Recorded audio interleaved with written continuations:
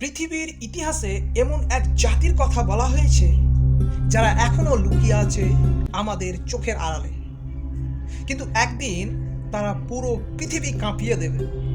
ইয়াজুজ ও মাজুজ, তারা কে? সূরা আল কাহফে আল্লাহ বলেন, জুলকারনাইন নির্মাণ করেছিলেন এক বিশাল লৌহ প্রাচীর।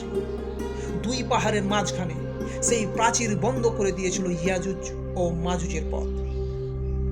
তারা আর বের হতে পারেনি। সহিহ বুখারীতে এসেছে, তারা প্রতিদিন সেই প্রাচীর ঘুরে প্রায় ভেঙে ফেলে, কিন্তু থেমে যায়। আল্লাহ তা আবার পুনর্নির্মাণ করে দেন, কিন্তু যেই দিন তারা বলবে ইনশাআল্লাহ, সেই দিন খুলে যাবে সেই বিশাল প্রাচীর। সূরা আল আম্বিয়াতে বলা হয়েছে, তারা দলে দলে নেমে আসবে, তাদের সংখ্যা হবে অগণিত। হাদিসে এসেছে, তারা পানির সব উৎস শুকিয়ে ফেলবে, পৃথিবী ভরে যাবে আতঙ্কে, তাদের বিরুদ্ধে কেউ দাঁড়াতে পারবে না।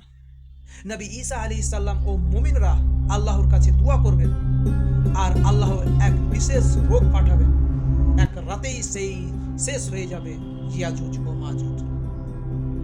ইয়াজুজ ও মাজুজ কিয়ামতের এক বড় নিদর্শন। আমরা কি প্রস্তুত? মনে রেখো, আল্লাহর উপর ভরসাই একমাত্র নিরাপত্তা।